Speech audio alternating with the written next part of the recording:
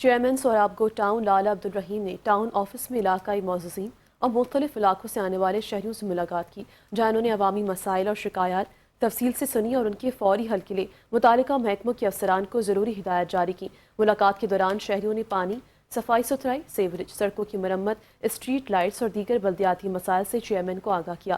لالا عبدالرحیم نے ہر شکایت کو توجہ سے سنتے ہوئے متعلقہ افسران کو ہدایت دی کہ عوامی مسائل کو ترجیحی بنیادوں پر حل کیا جائے اور کسی بھی شکایت کو بلا وجہ التوا میں نہ رکھا جائے۔ اس موقع پر چیئرمین سوراب گو ٹاؤن لالا عبدالرحیم نے کہا کہ عوام کے مسائل سننا اور ان کا بروقت حل یقینی بنانا ان کی اولین ذمہ داری ہے۔ انہوں نے کہا کہ ٹاؤن انتظامیہ شہریوں کو بہتر بلدیاتی سہولیات فراہم کرنے کے لیے عملی اقدامات کر رہی ہے اور عوامی خدمت کے عمل میں کسی قسم کی غفلت برداشت نہیں کی جائے گی۔ انہوں نے مزید کہا کہ ان کے دفتر کے دروازے عوام کے لیے ہمیشہ کھلے ہیں اور شہری بلا جھجک اپنے مسائل اور تجاویز پیش کریں۔ ان کا کہنا تھا کہ عوامی اعتماد پر پورا اترنے اور سوراب گو ٹاؤن کو ایک بہتر اور مثالی ٹاؤن بنانے کے لیے تمام دستیاب وسائل بروئے کار لائے جا رہے ہیں۔